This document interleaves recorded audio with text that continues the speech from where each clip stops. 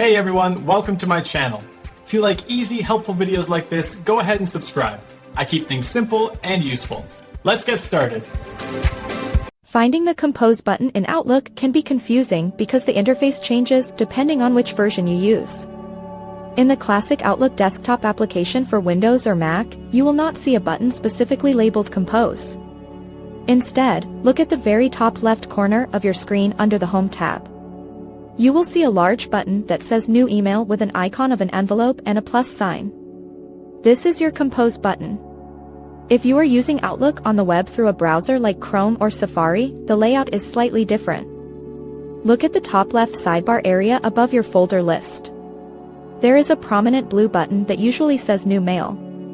Sometimes it just shows a large plus icon if your sidebar is collapsed. On the Outlook mobile app for iPhone or Android, the button moves to the bottom of the screen. Look for a circular blue floating button in the bottom right corner with a white square and a pencil icon inside of it. For users on the new Outlook for Windows, the button is still in the top left, but is clearly labeled New Mail in a bold blue box. You can also use a keyboard shortcut to start a new message instantly.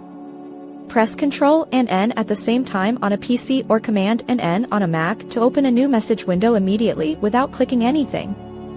Understanding these different locations ensures you can start writing your emails quickly regardless of which device or version you are currently using for your daily communication. Thanks so much for watching. If you liked the video, tap the thumbs up, hit subscribe, and ring the bell so you don't miss anything new. See you next time.